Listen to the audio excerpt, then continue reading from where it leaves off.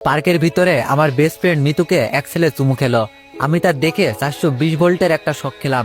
আমি পিছন থেকে গিয়ে মিতুর চুলের মুঠি ধরে ঠাস করে দুইটা চর মেরে দিলাম। ওকে মারা দেখে ছেলেটি ভয়ে লাফ মেরে উঠে এক দৌড় মেরে পালিয়ে গেল। মিতু আমার সাথে মারামারি করতে শুরু করে দিল। তবে ওর চুলের মুঠি আমার হাতের মধ্যে থাকায় ওকে চর মারতে আমার একটু সুবিধাই হলো। মিতু শুধু ওর বড় বড় আঙুল দিয়ে আমাকে খামচে গেল। মারামারি শেষ। মিতু বলল, তুই কোন সাহসে আমার গায়ে হাত তুললি, এতিমের বাচ্চা? আমি বললাম, বেস্ট ফ্রেন্ডের অধিকারে। মিতু বলল, নিকুচি করেছে তোর ফ্রেন্ডশিপের। দাঁড়া, আমি এখনই আমার ভাইকে ফোন করে সব বলছি। আমার গায়ে হাত তুলিস, তোকে আমি জেলের ভাত খাইয়ে ছাড়বো। আমি বললাম, যে এতিম তার আবার কিসের জেলের ভয়? বাইরে থাকলে তো দুই মুঠো খাবারের জন্য কত কষ্ট করতে হয়, তার থেকে জেলে গেলেই ভালো হবে, অন্তত খাবারটা পাওয়া যাবে। মিতু বলল, তুই আমার গায়ে হাত তুললি কেন? আমি বললাম, অপুর সাথে না মিশতে আমি তোকে এর আগেও অনেকবার নিষেধ করেছিলাম, কিন্তু তুই আমার কথা শুনিস নাই। ওর সাথে মিশে পার্কে বসে চুমাচুমি করছিস।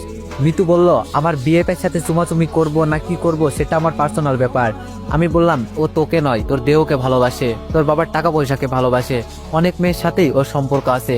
মিতু আমার গালে চর মেরে বলল, ওর নামে আর একটা বাজে কথাও বলবি না। তোর মতো 10টা ছেলে ওর বাসার চাকর, এতিমের বাচ্চা, তোকে আমি মাথায় তুলে ফেলেছি, তাই আজ তোর এত বড় সাহস হয়েছে আমাকে মারার, নির্লজ্জ বেহায়া কোথাকার। আমি বললাম, যত ইচ্ছে গালি দে, আর শোন, আমি তোকে শুধু বেস্ট ফ্রেন্ড না, ভালোবাসি। মিতু আমার গালে আবারও চর মেরে দিয়ে বলল, এই নে তোর ভালোবাসার উপহার। আমি গালে হাত দিয়ে দাঁড়িয়ে থাকলাম। মিতু আবারও আমার চর মেরে চলে গেল।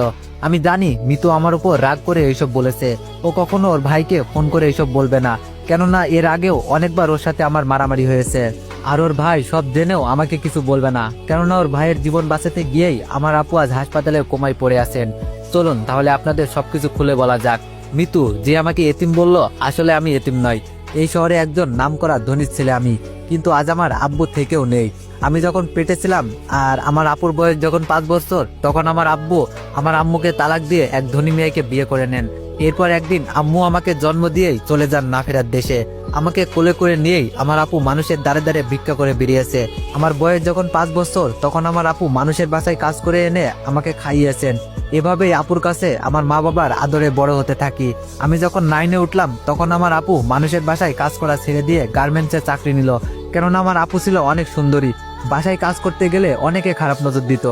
একদিন আমি এসএসসি পরীক্ষায় A+ পেয়ে আমি খুশিতে বাড়ি ফিরে দেখলাম আপু বাসায় ফিরে নাই।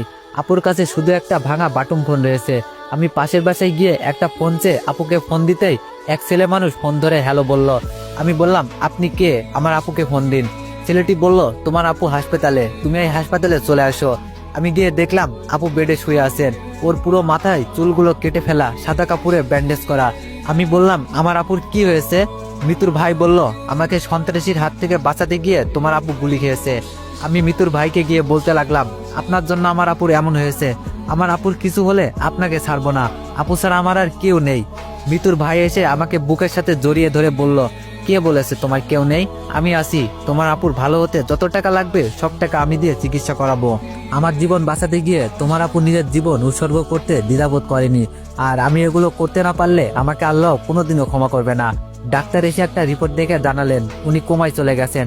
ভালো হওয়ার সম্ভাবনা নেই বললেই চলে, মাত্র 1%। আমি আপুকে জড়িয়ে ধরে কান্না শুরু করলাম। আপু কিছুই বলছে না। দেখলাম শুধু ওর চোখের কোণা দিয়ে 2 ফোঁটা জল বেরিয়ে আসলো।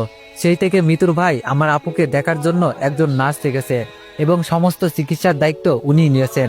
আমি অনেকক্ষণ পার্কে বসে থেকে বাড়ি যাওয়ার জন্য বের হয়ে রাস্তায় যেতেই কিছু পুলিশ এসে আমাকে অ্যারেস্ট করলো। সরি আবির, আমার কিছুই করার নেই, উপর থেকে অর্ডার তোমাকে অ্যারেস্ট করার। মিতুর ভাই বলল, এবার আমার বোন আমাকে নয়, ডাইরেক্ট থানায় এসআই এর নিকটে নারী নির্যাতনের কমপ্লেন করেছে। আমাকে ক্ষমা করে দিও, আমি নিরুপায়। তবে তোমার জন্য আমি সাজাটা কমিয়ে দেওয়ার ব্যবস্থা করতে পারি। আমি সব বুঝতে পেরে আমার 2 হাত সামনে বাড়িয়ে দিলাম। মিতুর ভাই আমাকে হ্যান্ডকাপ না পরিয়ে বলল, তার দরকার নেই, তুমি এমনিতেই চলো। আমি জিপে বসে ভাবছি, কতদিন মিতু আমাকে চড় মেরেছে বিনা দোষে বিনা কারণে। কই, আমি তো কারো কাছে কমপ্লেন করে নাই, আর আজও আমার বিরুদ্ধে কমপ্লেন করে আমাকে পুলিশে ধরিয়ে দিল। আমাকে জেলের ভিতর ঢুকিয়ে দিয়ে মিতুর ভাই বলল, তোমার যখন যা দরকার হবে আমাকে বলো, আমি সব ব্যবস্থা করে দিব, আর তোমার নিম্ন শ্রেণী 1 মাস জেল খাটতেই হবে। আমি কিছু না বলে মিতুর ভাইকে বললাম, আপনি শুধু আমার আপুকে দেখে রাখবেন প্লিজ। আর আমার তো সামনে এইচএসসি পরীক্ষা, জেলের ভিতরেই যদি আমার পড়াশোনার ব্যবস্থা করে দিতেন। মিতুর ভাই বলল, আচ্ছা সব করে দিব। বলেই মিতুর ভাই ওনার চেয়ারে গিয়ে বসলো। আমার জেলে থাকতে কোনো সমস্যা হলো না। প্রতিদিন ক্যালেন্ডারে তারিখ গুনতাম, কবে 1 মাস হবে জেল থেকে বেরিয়ে আপুকে দেখবো। এভাবে 1টি মাস পার হয়ে গেল। আমাকে জেল হতে মিতুর ভাই ছেড়ে দিয়ে বললেন, এই টাকাগুলো রাখো, এখানে 50,000 টাকা আছে। আমি টাকাগুলো নিতে না চাইলেও জোর করেই আমাকে দিয়ে দিল। আর কতদিন মানুষের লাতিগুতো খেয়ে বেঁচে থাকবে, এবার জীবনে কিছু করো। আমি বললাম, অবশ্যই কিছু করব, তবে আমার পরীক্ষাটা আগে হয়ে যাক। বের হয়ে আসছি আর ভাবছি, টাকাগুলো যদিও ব্যবসা করার জন্য সামান্য, তবুও আমার মতো এতিমের কাছে এই টাকাগুলো অনেক। এই টাকাগুলো দিয়ে আমি আমার ভাগ্যটা লিখবো। আপু সুস্থ হলে ভালো একটা ঘরে ওর বিয়ে দিব, আর আমার বেঈমান বাবাকে সব বুঝিয়ে দিব। কিছুদিন পর আমার এইচএসসি পরীক্ষা শুরু হয়ে গেল। আমার আর মিতুর সিট পাশাপাশি পড়েছে। আমি চুপ করে মাথা নিচু করে বসে রইলাম। আমার ক্লাসের কয়েকজন বন্ধু এসে বলল, তুই টেস্ট পরীক্ষায় কলেজে সব থেকে ভালো রেজাল্ট করলি, এরপর কোথায় হারিয়ে গিয়েছিলি? জানিস আমরা সহ কলেজের সব স্যাররা তোকে কত খুঁজেছি। সব স্যারেরা ধরে আছেন তুই কলেজের মুখটা উজ্জ্বল করবি, আর তুই কিনা এতদিন পর পরীক্ষা হলে এসে হাজির হয়েছিস। কি হলো, কিছু বলছিস না যে? আমি বললাম, আমি এতদিন জেলে ছিলাম, 5 দিন হলো ছাড়া পেয়েছি। আমার কথা শুনে সবাই যেন আকাশ থেকে পড়লো। তো এভরিওয়ান, নেক্সট পার্ট আমার ইউটিউব চ্যানেলে দেওয়া আছে, তোমরা যে দেখে আসতে পারো।